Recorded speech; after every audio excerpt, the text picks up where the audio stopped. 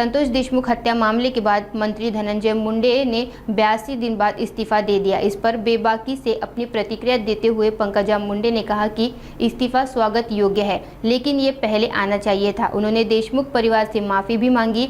इस इस्तीफे से राजनीतिक घटनाक्रम में तेजी आई। पंकजा मुंडे नागपुर में मीडिया से बात कर रही थी।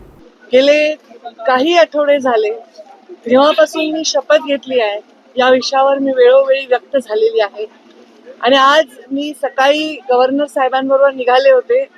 तोपर्यंत विमानामधून उतरेपर्यंत मला महाराष्ट्रामध्ये मुंबईमध्ये काय चाललंय हे मला नागपूरमध्ये माहीत नव्हतं.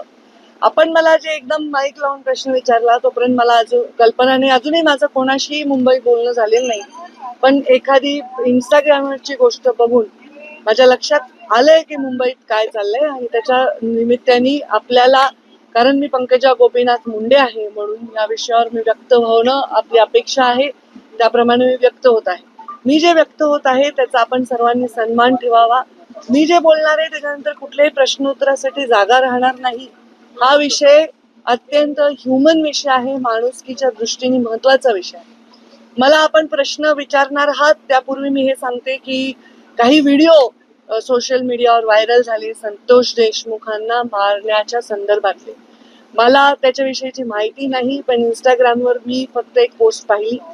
ते व्हिडिओ उघडायची किंवा बघायची माझी हिंमत देखील झाली नाही, कारण ज्यांनी त्यांना एवढ्या अमानुषपणे मारलंय आणि एवढ्या अमानुषपणे मारून त्याचा व्हिडिओ केलाय त्यांच्यामध्ये जेवढी निर्मनुष्यता आहे किंवा ह्या व्हिडिओचा काहीतरी आपल्याला वापर करायचा असा काहीतरी कोणीतरी प्रयत्न करत असेल त्याच्यामध्ये पण जी निर्मनुष्यता आहे ती माझ्यामध्ये नाही. ते बघण्याची माझी हिंमत नाही. संतोष देशमुखांच्या हत्येनंतर मी पहिल्यांदा मुख्यमंत्री महोदयांना पत्र दिलं होतं आणि 12 डिसेंबरला मी याच्यावर संपूर्ण भाषण माझं आपण पहा ऑनलाईन आहे, मी व्यक्त झालेली आहे. आता यामध्ये कोण आहे काय नाही, कोण इन्व्हॉल्व आहे, कोणाचा हात आहे हे केवळ आणि केवळ तपास यंत्रणेलाच माहिती आहे. त्यामध्ये कुठलाही हस्तक्षेप मी करण्याचं कारण नाही. एवढं मात्र नक्की सांगते की ज्या मुलांनी ही हत्या केलेली आहे त्या मुलांच्या मुळे समस्त राज्यातील समाज ज्यांचा काहीही दोष नाही तो सुद्धा मान खाली घालून गंभीरपणे वावरत आहे. खरं तर त्या समाजाची जी मुलं आणि ज्याची हत्या झाली त्याची एवढी निर्घृण हत्या झाली त्यामुळे तो समाज एका आक्रोशात वावरत आहे. खरं तर समाज आणि जात याच्यावर बोलायची गरज नाही, पण आता परिस्थितीच अशी आहे. प्रत्येक गोष्ट जातीवर जाते. गुन्हेगाराला कुठलीही जात नसते. अमानुषपणे कोणाला निर्दयीपणे संपवणाऱ्याला कुठलीही जात नसते आणि त्याच्यावर एक निर्णय घेणाऱ्या राज्यकर्त्याला सुद्धा जात नसली पाहिजे. जेव्हा या खुर्चीवर आम्ही बसलो, मी बसले, तेव्हा मी एक शपथ घेतलेली आहे, आमदारकीची शपथ घेतलेली आहे. कुठलाही ममत्व भाव न बाळगता, कोणाविषयी कसलाही आकस किंवा द्वेष न बाळगता काम करायला पाहिजे यावर मी ठाम आहे. संतोष देशमुखांच्या झालेल्या निर्घृण हत्येवर निषेध व्यक्त करताना मी मनापासून क्षमा मागते त्याच्या आईची, कारण ज्या मुलांनी हे निर्घृण हत्या केली आहे ते माझ्या पदरात असते, माझ्या पोटचे असते तरी मी हेच म्हणले असते की त्यांना कडक शासन करा.